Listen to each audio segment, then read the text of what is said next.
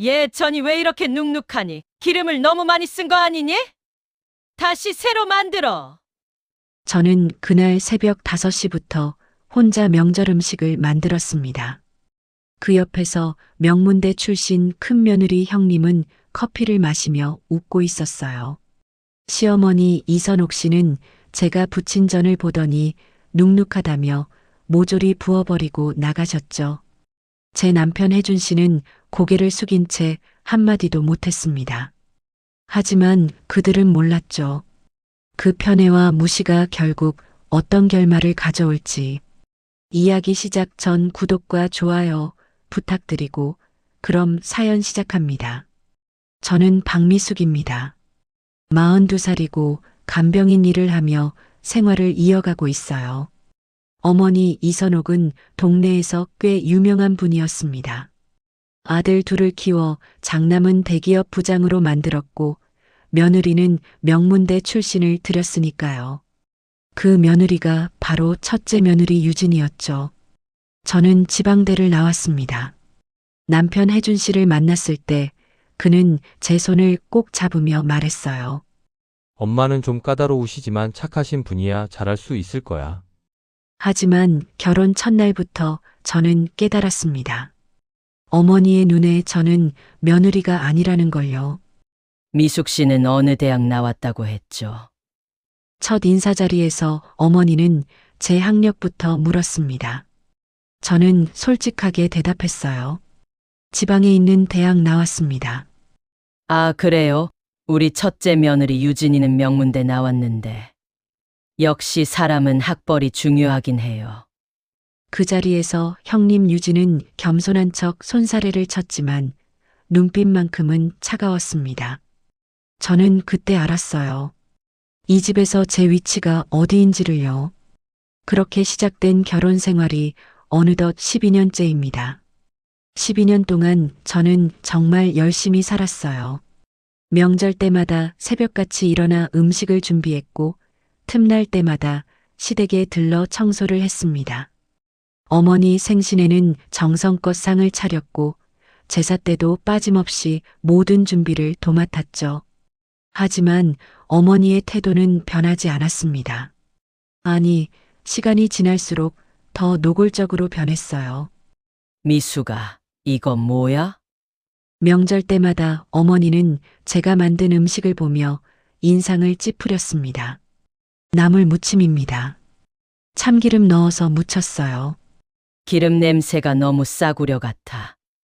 역시 손맛이 다르긴 다른가 봐.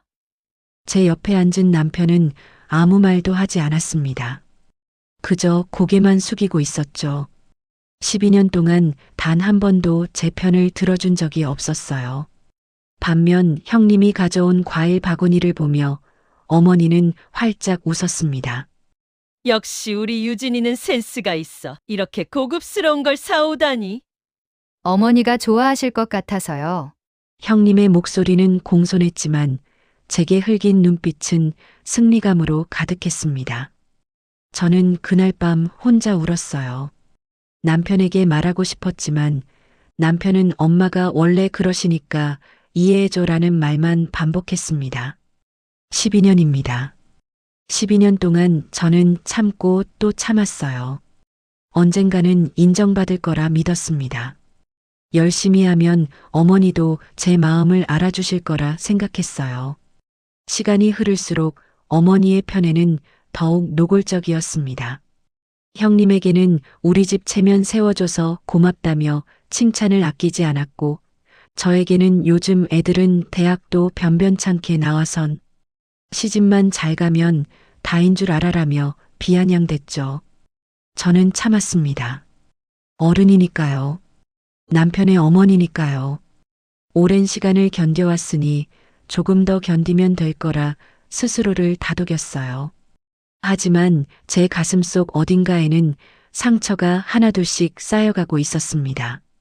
그 상처들이 언젠가 터질 거라는 건 그때는 몰랐어요. 어느 날 저녁 어머니는 동네 친구들과 차를 마시고 계셨습니다.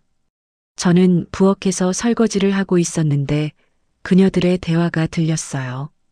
선옥 씨는 복도 많아 큰 며느리가 명문대에 나왔잖아.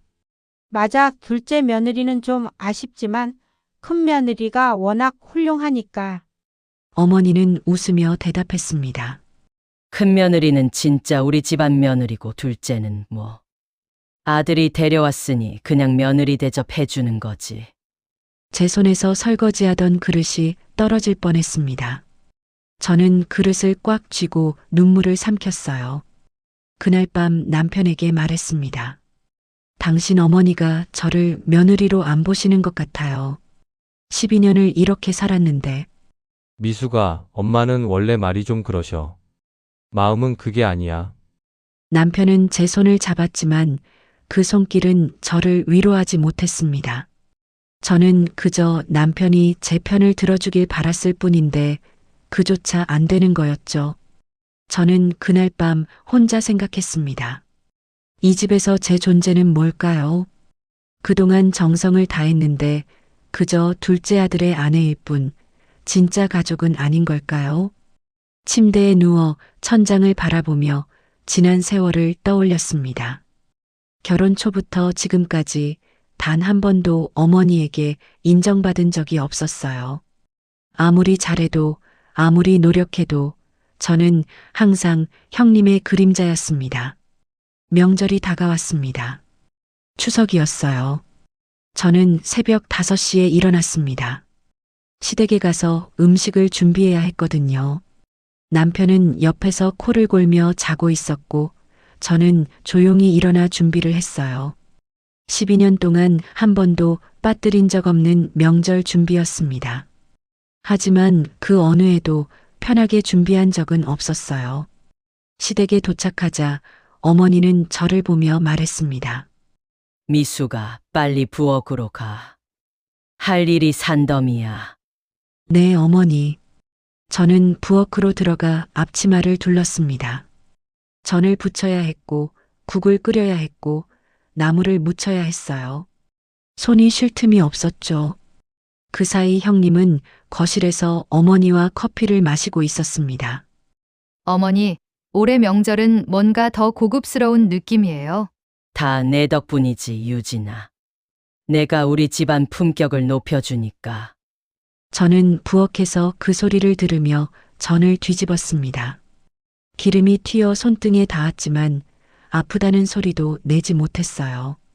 1시간쯤 지났을까요? 어머니가 부엌으로 들어왔습니다. 그런데 다짜고짜 화를 내시며 말했어요.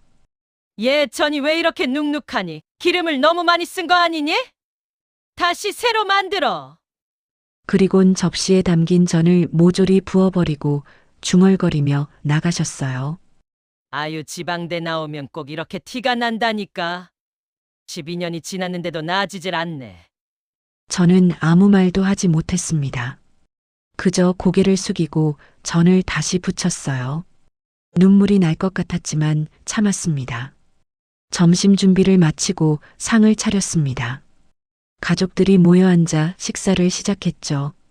형님 내외와 저희 부부 그리고 어머니까지 5명이었어요. 어머니, 음식 정말 맛있어요. 형님이 말했습니다. 그 말에 어머니는 웃으며 대답했어요. 유진이가 칭찬하니까 보람있네. 미수가 너도 형님 좀 배워. 같은 음식을 먹어도 표현하는 게 다르잖니. 저는 밥을 먹으며 눈물을 삼켰습니다. 제가 만든 음식인데 칭찬은 형님이 받고 있었어요. 아침부터 서서 다 만든 건 저인데 말이죠. 식사가 끝나고 설거지가 시작됐습니다. 산더미 같은 그릇들이었습니다.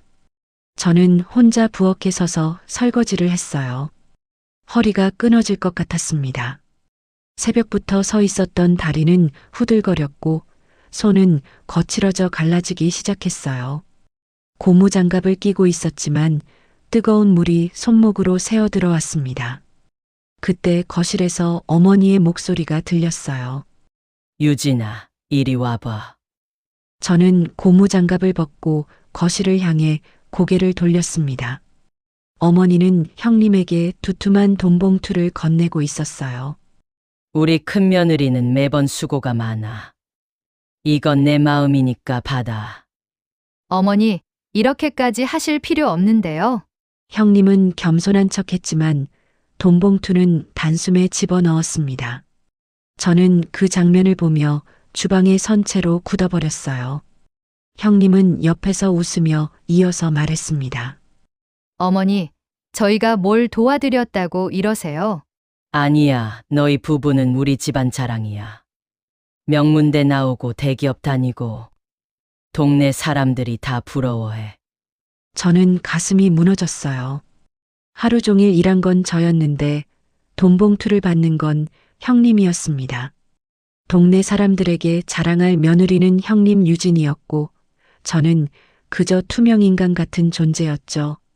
남편은 제 옆에 와서 작은 목소리로 말했어요. 미수가 엄마가 원래 형님 내외를 더 좋아하셔. 이해해줘. 우리도 열심히 살면 언젠가. 이해하라고요? 여태껏 이해하며 살았어요. 저는 남편을 바라봤습니다. 남편은 제 눈을 마주치지 못하고 고개를 돌렸어요. 그동안 단 한 번도 제 편을 들어준 적 없는 남편이었습니다. 저는 다시 부엌으로 들어가 설거지를 이어갔습니다. 물소리가 제 울음소리를 가려줬죠. 눈물이 뚝뚝 떨어졌지만 아무도 몰랐어요. 설거지를 끝내고 고무장갑을 벗었습니다. 제 손끝은 부들부들 떨리고 있었어요. 분노인지 서러움인지 저도 잘 모르겠더군요. 아니, 둘 다였을 겁니다. 그날 밤 집으로 돌아가는 차 안에서 저는 창밖을 바라봤습니다.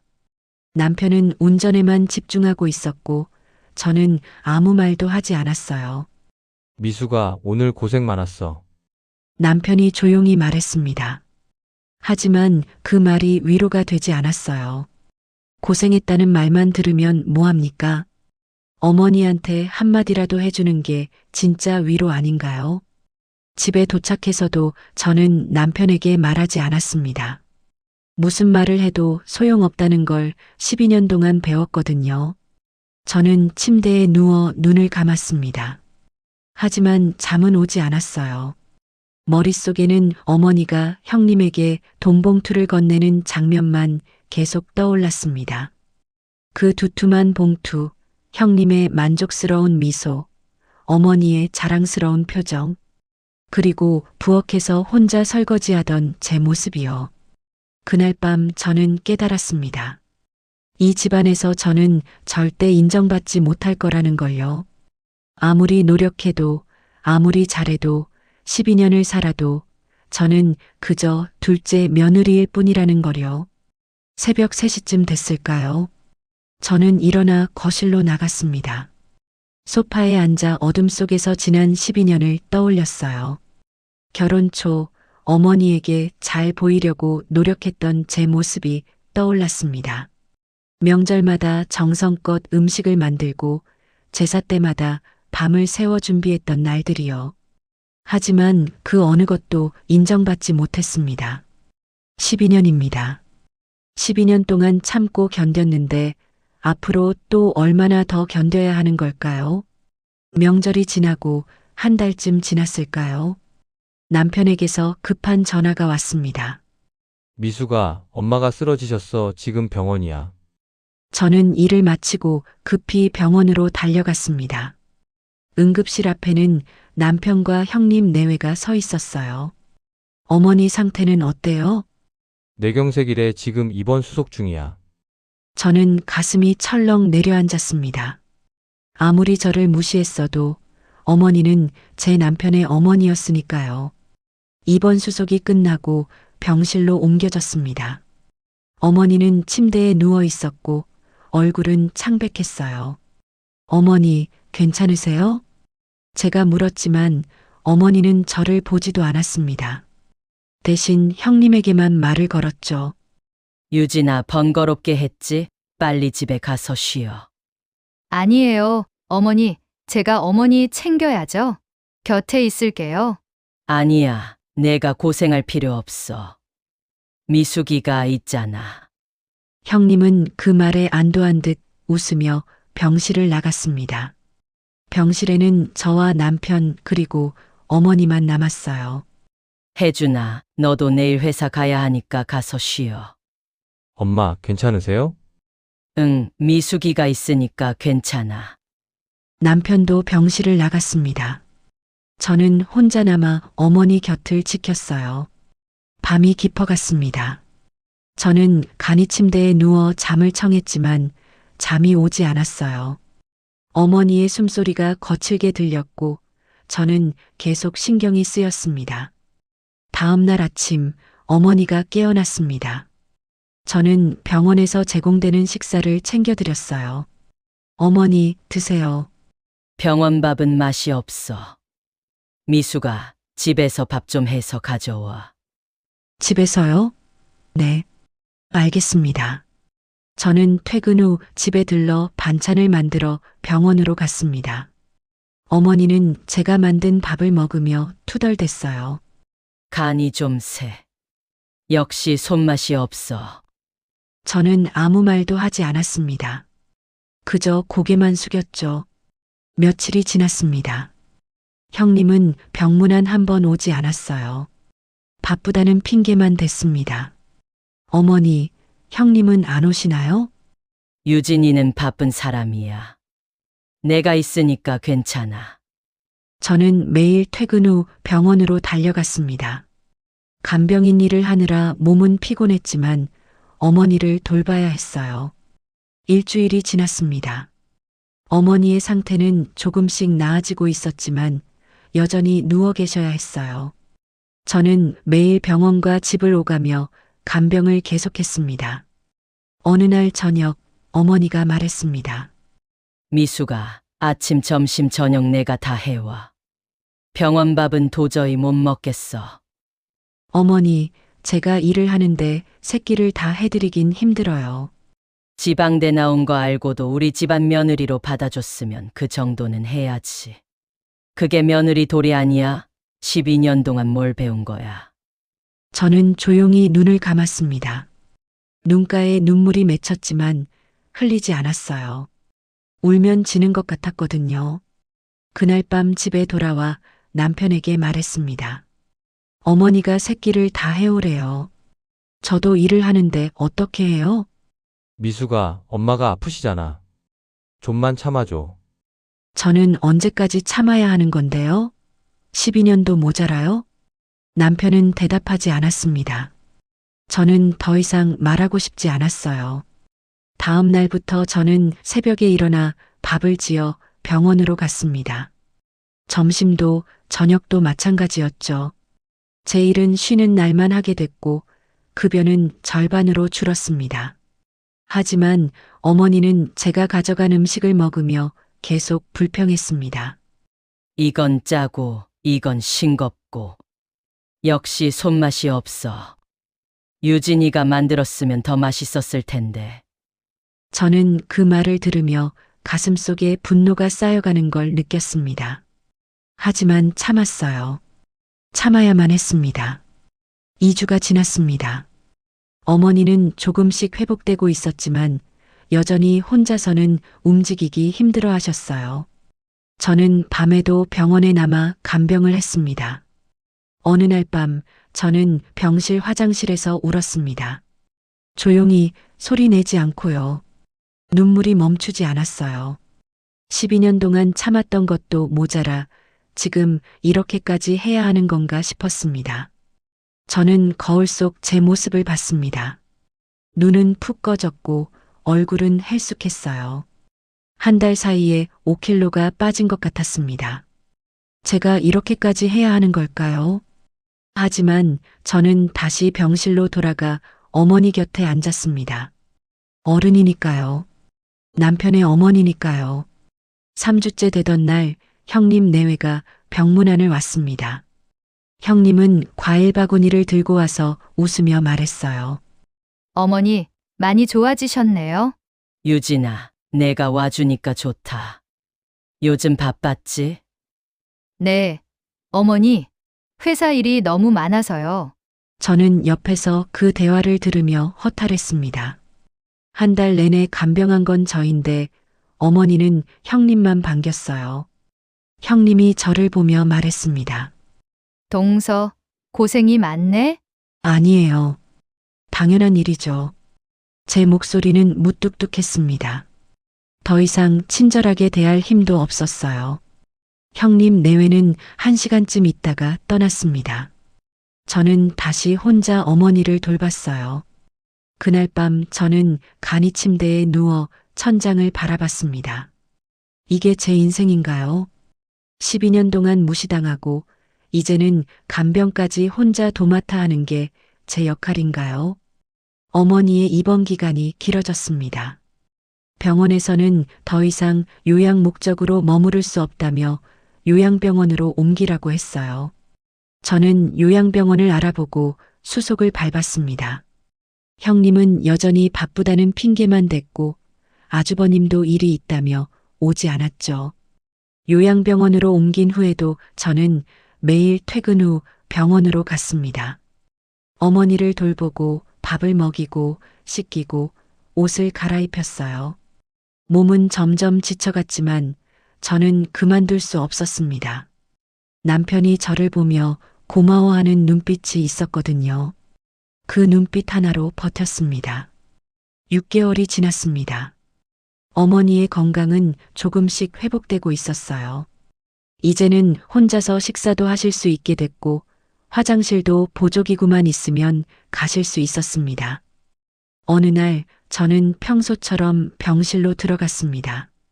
그런데 낯선 남자가 어머니 옆에 앉아 있었어요. 누구세요? 저는 공증인입니다. 어르신께서 부르셨어요. 저는 순간 불안한 예감이 들었습니다. 어머니는 침대에 반쯤 일어나 앉아 말했어요. 미수가, 너는 잠깐 밖에 나가 있어. 어머니, 무슨 일이세요? 나가 있으래도 저는 병실 밖으로 나갔습니다. 하지만 문틈으로 소리가 들렸어요. 제 건물은 전부 큰며느리 한유진 명의로 돌리고 싶습니다. 제 재산 관리도 유진에게 맡길 거예요. 저는 그 말을 듣고 가슴이 철렁 내려앉았습니다. 건물이요? 재산 관리요? 어르신 확실하신가요? 네, 확실합니다. 큰며느리가 우리 집 체면을 세워줬으니까요. 명문대 나오고 대기업 다니고 당연한 일이죠. 그럼 둘째 아드님은요? 둘째는 지방대 며느리를 데리고 왔으니까 내 재산 받을 자격이 없어요. 나 살아있을 때 다 큰며느리한테 넘길 겁니다. 공증 절차가 진행되는 소리가 들렸습니다. 서류 넘기는 소리, 도장 찍는 소리, 공증인의 확인 질문들이요. 저는 복도에 서서 다리가 풀리는 걸 느꼈습니다. 6개월 동안 매일 병원에 와서 간병하고 밥해주고 씻기고 돌봤는데 이게 제가 받을 대접인가요? 공증이 끝나고 공증인이 나갔습니다. 저는 다시 병실로 들어갔어요. 어머니는 침대에 앉아 만족스러운 표정을 짓고 계셨습니다. 어머니, 방금 그게 무슨 말씀이세요? 아, 들렸니? 들렸으면 알겠네. 내 건물은 유진이 거야. 재산 관리도 똑똑한 유진이가 할 거고. 그럼 혜준 씨 몫은요? 어머니는 저를 쳐다보며 차갑게 말했습니다. 혜준이는 너같이 못 배운 며느리를 데리고 왔으니까 내 재산 받을 자격이 없어. 12년 동안 우리 집안 체면만 깎아 먹었잖아. 저는 그 말을 듣고 머리가 하얘졌습니다. 12년입니다. 12년 동안 명절마다 음식 만들고 제사 때마다 준비하고 6개월 동안 매일 병원에 와서 간병했는데 이게 제가 받을 대접인가요? 어머니, 그동안 제가 어머니를 돌본 건 뭐예요? 6개월 동안 매일 여기 와서 그건 며느리로서 당연한 일이지. 그걸 가지고 재산을 달라고 하는 거야? 유진이는 한 번도 그런 소리 안 해. 형님은 한 번도 오지 않았잖아요. 유진이는 바쁜 사람이야. 대기업 다니는 사람이 어떻게 매일 와. 너처럼 한가한 간병인이랑 다르지. 저는 아무 말도 할 수 없었습니다. 가슴이 무너지는 기분이었어요. 12년 동안 참았던 모든 게 한 번에 떠올랐습니다. 어머니, 저는 돈이 필요해서 간병한 게 아니에요. 남편의 어머니시니까, 어른이시니까 한 거예요. 그래, 그러니까 계속해. 그게 내 역할이니까. 유진이는 우리 집안 자랑이고 너는 며느리 노릇이나 하면 돼. 저는 더 이상 말하고 싶지 않았습니다. 병실을 나와 복도를 걸었어요. 다리에 힘이 풀려 주저앉을 것 같았습니다. 화장실로 들어가 문을 잠갔습니다. 그리고 울음을 터뜨렸어요. 소리내어 울었습니다. 얼마나 울었을까요? 눈물이 멈추지 않았어요.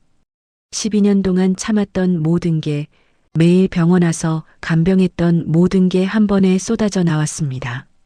저는 거울 속 제 모습을 봤습니다. 눈은 퉁퉁 부었고 얼굴은 눈물 범벅이었어요. 6개월 사이에 10kg가 빠진 제 모습이 처참했습니다.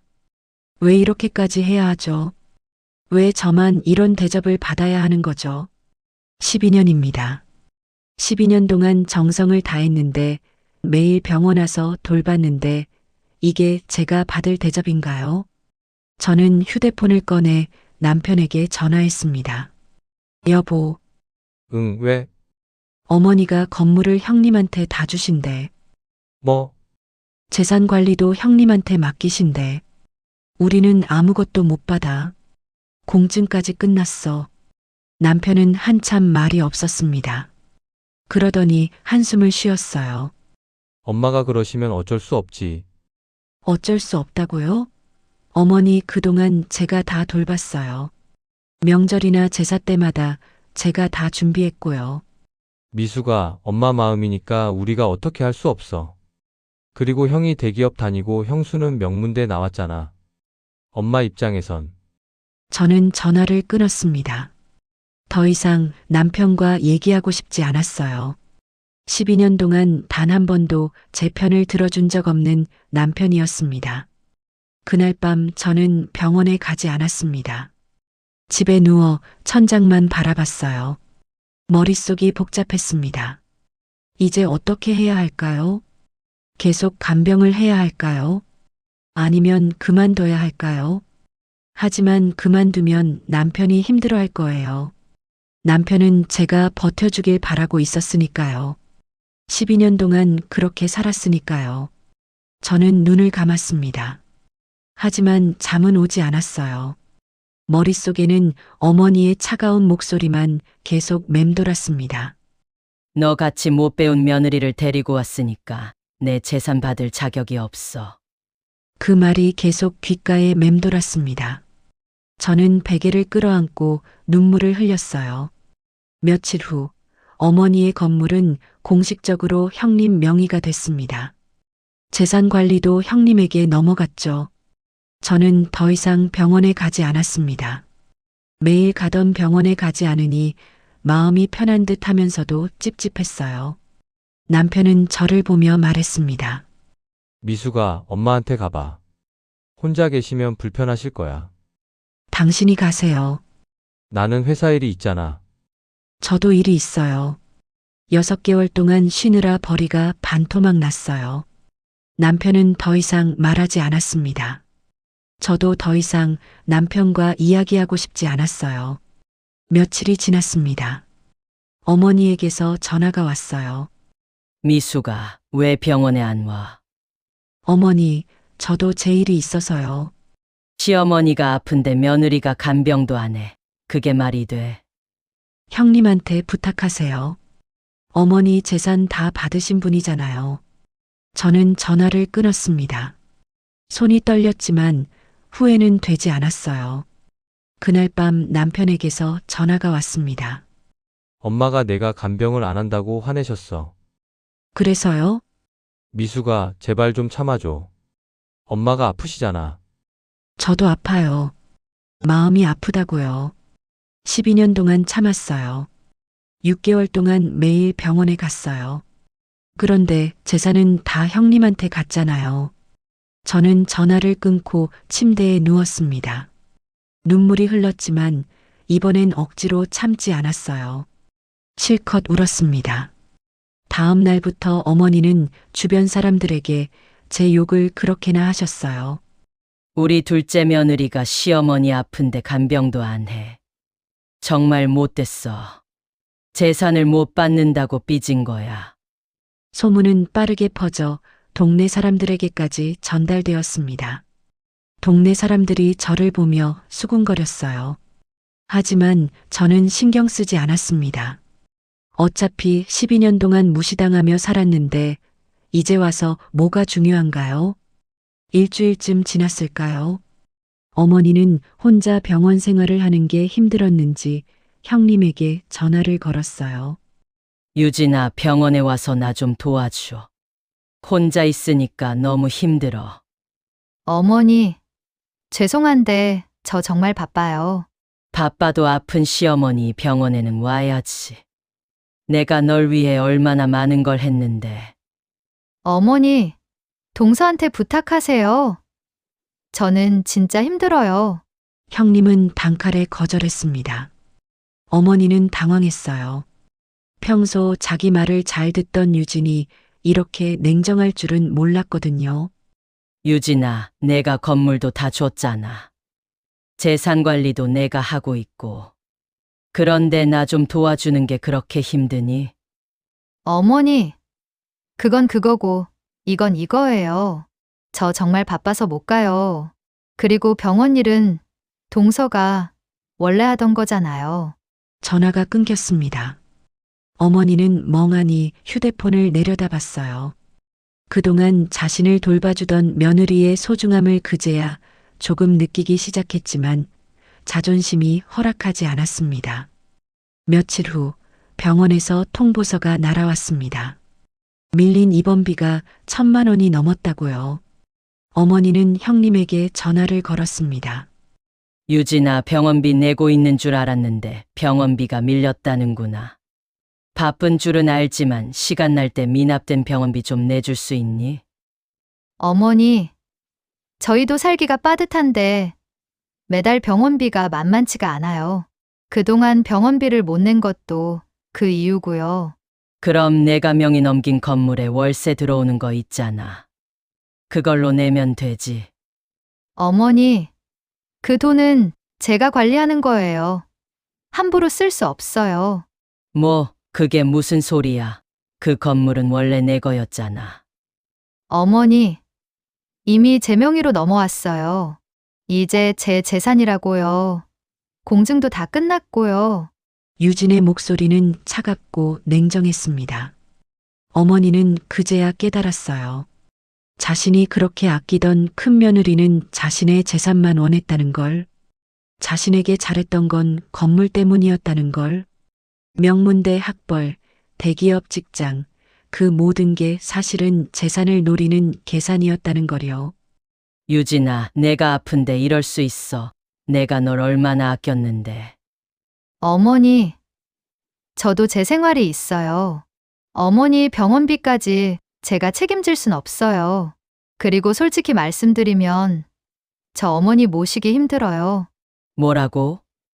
6개월 동안 동서가 매일매일 어머니에게 가서 간병할 동안 저는 일부러 안 갔어요. 어머니 성격 엄청 까다로우시잖아요. 동서처럼 그걸 받아줄 자신도 없고 제 생활도 있는데 너무 귀찮고 힘들게 분명하니까요. 저 지금 다시 일하러 들어가 봐야 해서 끊을게요. 전화가 끊겼습니다. 어머니의 온몸에 힘이 풀렸어요. 들고 있던 전화기가 스르륵 떨어졌죠. 형님 유진의 차가운 목소리가 어머니의 귓가에 맴돌았습니다. 귀찮고 힘들게 분명하니까요. 어머니 성격 엄청 까다로우시잖아요. 그제야 어머니 선옥은 떠올렸습니다. 매일 병원에 와서 밥을 해주고 씻기고 돌봐주던 저의 모습을요. 매년 명절마다 새벽같이 일어나 음식을 준비하던 저의 모습을요. 그때 간호사가 들어왔습니다. 어르신 입원비 내셔야 하는데요. 이번 주까지 안 내시면 퇴원하셔야 해요. 1,150만 원이에요. 알았어요. 조금만 기다려 주세요. 간호사가 나간 후 어머니는 혼자 울었습니다. 처음으로 후회가 밀려온 것 같았죠. 저에게 그렇게 차갑게 대한 것, 형님에게 재산을 다 넘긴 것, 12년 동안 저를 무시했던 것, 모든 게 후회됐나 봅니다. 다음 날 어머니는 저에게 전화를 했습니다. 하지만 저는 받지 않았어요. 그 다음 날도 마찬가지였습니다. 어머니는 혼자 병실에 누워 천장만 바라봤어요. 병원비 독촉은 계속 들어왔습니다. 어머니는 형님 내외와 남편에게 전화를 걸었지만 형님 내외는 물론이고 남편마저 거절했어요. 엄마, 죄송하지만 저도 제 생활이 빠듯해요.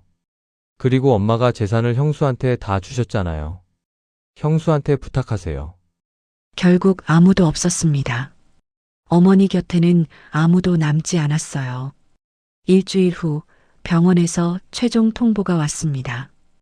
이번 주 안에 입원비를 내지 않으면 퇴원 조치를 하겠다고요. 어머니는 절망했습니다. 건물은 형님 유진의 명의가 됐고 통장엔 돈이 없었어요. 아무도 도와주지 않았습니다. 그날 밤 어머니는 침대에 누워 눈물을 흘렸습니다. 욕심이 부른 결말이었어요. 자신이 그토록 무시했던 둘째 며느리인 저를 많이 그리워했습니다. 그 따뜻한 손길을, 매일 해주던 밥을, 조용히 곁을 지켜주던 모습을 계속 떠올렸죠. 하지만 이미 늦었습니다. 저는 전화를 받지 않았고 병원비는 계속 밀려갔습니다. 어머니는 그날 밤 처음으로 자신의 잘못을 인정했어요. 하지만 그 인정이 무슨 소용이었을까요? 이미 모든 게 끝난 뒤였는데 말이죠. 침대 위에 혼자 누워 천장을 바라보는 어머니의 눈에서 눈물이 흘렀습니다. 사흘이 지났습니다.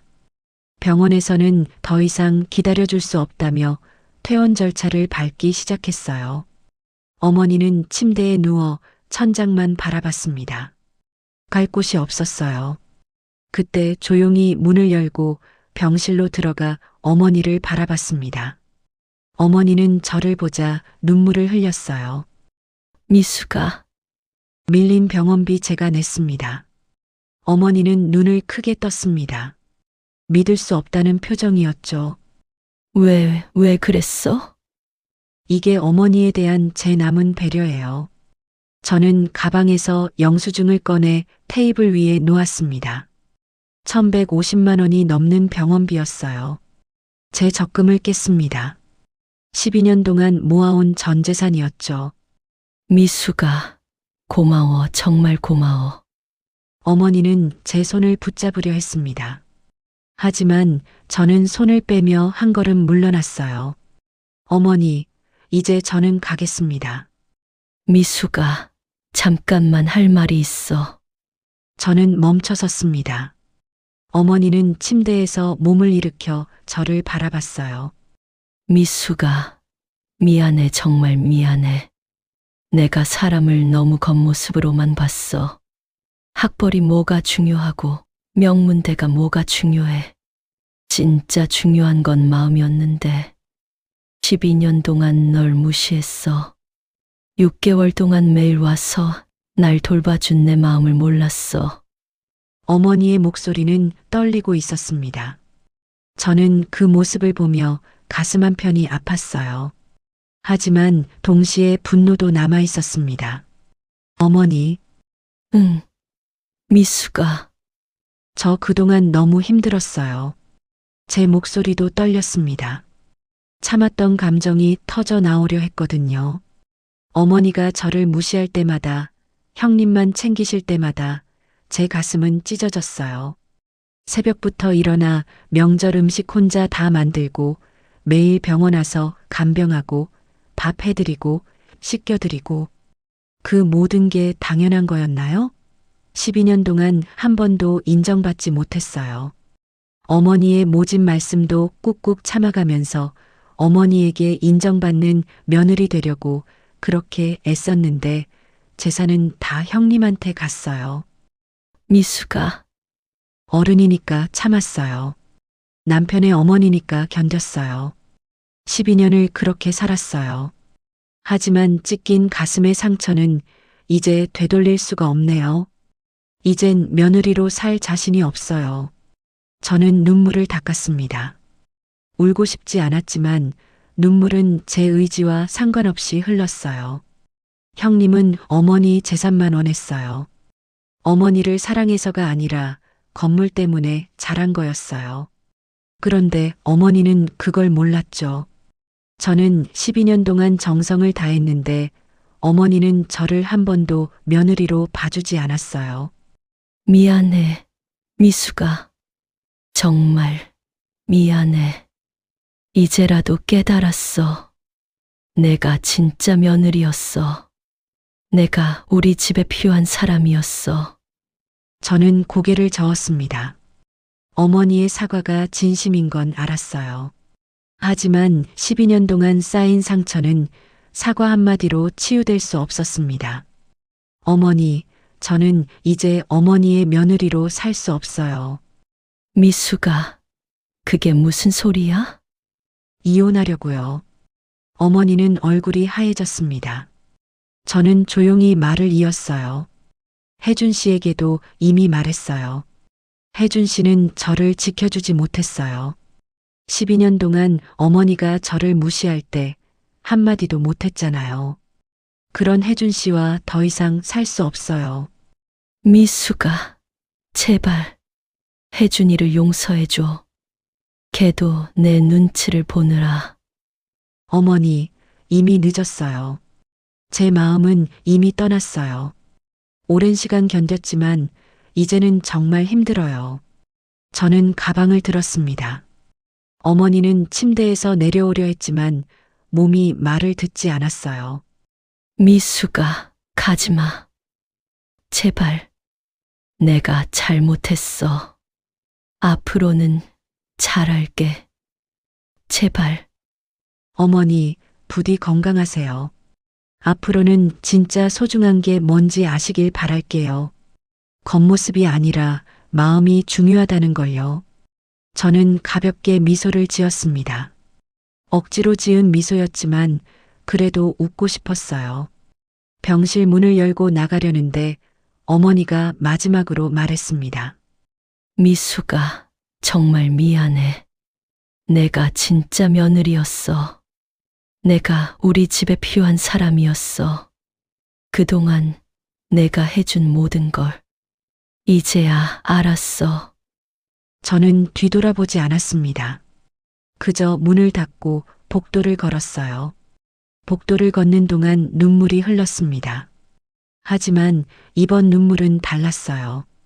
서러움의 눈물이 아니라 해방의 눈물이었습니다. 병원 밖으로 나왔습니다.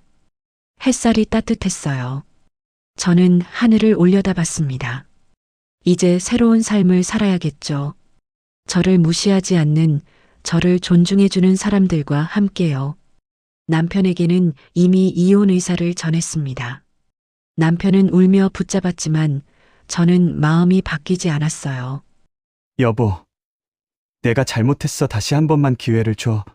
혜준 씨, 이미 늦었어요. 저는 더 이상 이 집안의 며느리로 살고 싶지 않아요. 12년이면 충분해요. 남편은 제 손을 놓았습니다. 그렇게 저는 짐을 챙겨 집을 나왔어요. 지금 저는 작은 원룸에서 혼자 살고 있습니다. 좁지만 편안해요. 아무도 저를 무시하지 않고 아무도 저를 차별하지 않습니다. 가끔 어머니 생각이 납니다.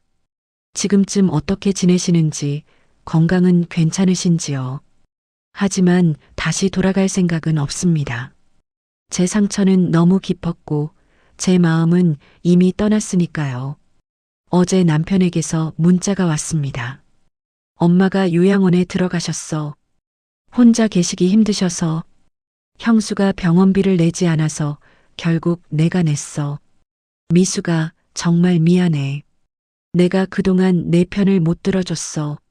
저는 답장하지 않았습니다. 그저 휴대폰을 내려놓고 창밖을 바라봤어요. 인생은 참 아이러니합니다. 욕심 부리면 다 잃게 되고 무시하면 결국 혼자 남게 되죠. 어머니는 큰 며느리에게 모든 걸 줬지만 결국 아무것도 얻지 못했습니다. 반대로 무시했던 둘째 며느리는 떠나갔고요. 저는 이제 제 삶을 살 겁니다. 누군가의 며느리가 아니라 박미숙이라는 한 사람으로요. 창밖에는 봄바람이 불고 있습니다. 새로운 시작을 알리는 바람이에요. 저는 조용히 미소 지었습니다. 이번엔 진짜 미소였어요. 오늘의 사연 어떠셨나요? 사연 주인공이나 그 외 등장인물들에게 전할 말씀이 있으시다면 언제든 댓글로 편하게 전해주시고 여러분의 마음에 작은 위로와 공감이 스며드셨다면 구독과 좋아요 부탁드립니다. 여러분들 주변에 이 사연으로 위로가 되실 분들이 계시다면 공유해 주시는 것도 좋을 듯 합니다.